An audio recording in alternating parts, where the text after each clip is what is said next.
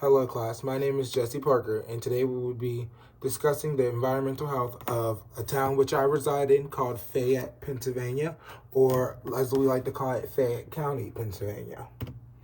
A little background about Fayette County. Fayette County was created on September 26, 1783 from part of Westmoreland County and named after the Marquis de Lafayette.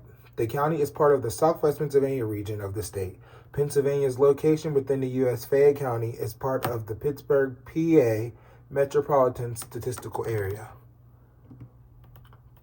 Okay, just a little background about the air tox screening that we went through today. The track location data. So again, the state that we were discussing is Pennsylvania, and the county which we are examining is Fayette County, Pennsylvania. The EPA region for Fayette County, PA is considered to be Region 3. As of 2020, the total risk per million citizens is 16. Population, according to the 2020 census, recorded a population of 128,804 citizens, which was a 7.8% decrease from what we've seen in the 2010 census, when the population was just 136,606 people. Track source data. The point risk per million has been identified as 0.167%, and the non-point cancer risk has been identified by the air tox screening as 0.4%. Okay, our tracked air toxic top 3 toxins. Up at number 1, we have butadiene at 0.558%. In second place, we have dichlorobenzene at 0.007, and in third, trichloroethane at 0.004. Excuse me. All right, just a little bit about the risk by air toxicity.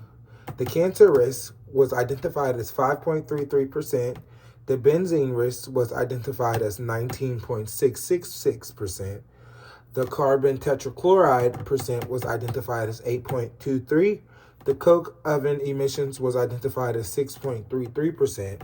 The formaldehyde percent at its highest of all the rest of them were at a 50.16%. So, being that formaldehyde was the highest, where the risk comes into play is if we keep progressing the way that we do, being that here in Fayette County, we are home to all the gas plants or like chemical plants. And ironically, we also have a train station that flows in through the town. So with that being said, and those numbers, we can expect to see those rise if we continue to progress the way we do. And then if we work on it with, which we have been with laws that have been in place, which I'll mention at a later time, we can see those rates decrease. So what we can establish here is that most of our pollution is coming from those of formaldehyde. Risk by source type. So secondary, we have the background cancer risk, which came in at an 8.22%, and the biogenics, also secondary, that came in at a 5.72%. Our non-point cancer risk, which is a primary and is one of the highest that we can see, is 29.88%. Following that is the secondary stationary point cancer risk, which we can see is 7.89%.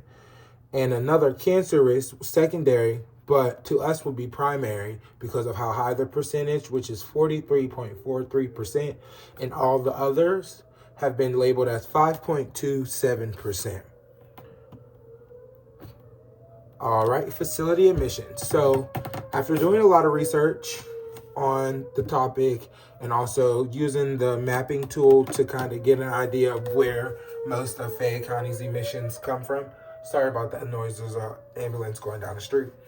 But just to get a background of where our number 1 polluter is, so we have the Columbia Gas. Columbia Gas provides not majority, they provide all of the gas needs that we have here in the community, from apartment complexes to restaurants to banks to clothing stores to anything we need. Columbia Gas supplies that.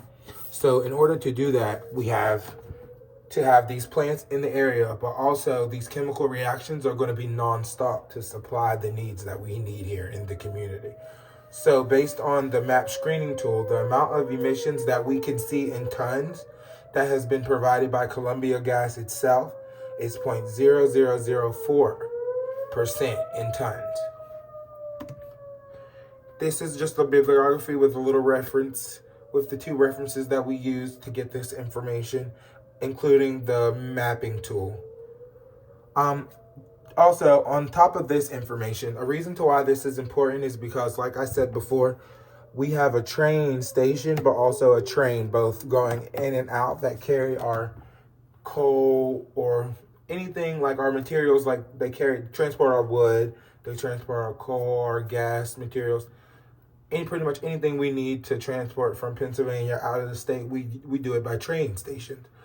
So being that the train are constantly flowing, but also that we have a plant, which I live maybe 5 or 10 minutes from the plant, but we have a plant down the street, that this is important to explain this to the community, because not only are these things here constantly, but they also keep us at a bay to exposure. And with this being said, we can see short-term and long-term difficulties. Some short-term difficulties include things like sickness or like runny noses, cloudy eyes. We can see eye problems, maybe some little lung issues, even such illnesses such as bronchitis. Another reason why this is so important is because of the long-term effects that this has on us. So being that we are experiencing these things nonstop, our air quality has decreased dramatically. Or in other words, drastically.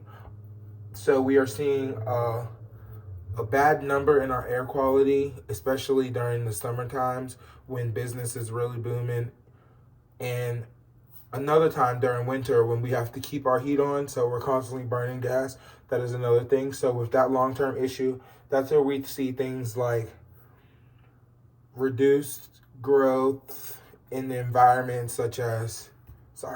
reduced growth such as the ecosystems around us. We don't see as many wildlife species for us.